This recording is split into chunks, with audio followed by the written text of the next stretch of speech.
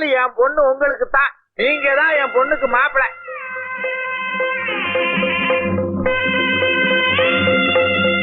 தகுதி இல்லாத ஒருத்தனுக்கு கழுத்தை நீட்டிட்டோம்னு என் பிள்ளையோட விருப்பம் இல்லாம வாழ்ந்துட்டு இருக்கா என் மருமக. அவனை விட்டு போறதுக்கு நான் ஏமா ஒரு காரணமா இருக்கணும்? அதனாலதாமா மகளோட இருக்க மனசு இல்ல, மகனோட வாழறதுக்கும் வழி இல்ல. என் தம்பி வீட்டுல இருந்துட்டு இருக்கேன். என் பிள்ளைய பாக்கணும்னு எனக்கு தோணும் போதெல்லாம் எட்ட நின்னு பாத்துட்டு கண்ணை கசக்கிட்டு போயிடுவேன். நீங்க இப்படி எட்ட நின்று பாத்துட்டு போறதெல்லாம் அவருக்கு தெரியுமா? தாயாச்சே, அவன் மனசு கேக்குமாமா. மாசம் ஒரு தடவை வருவான், என்ன பாத்துட்டு செலவுக்கு காசு கொடுத்துட்டு நீயாவது சந்தோஷமா இருமான்னு சொல்லிட்டு போவான்.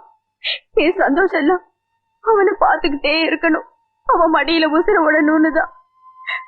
அது எங்க நடக்க போகுது?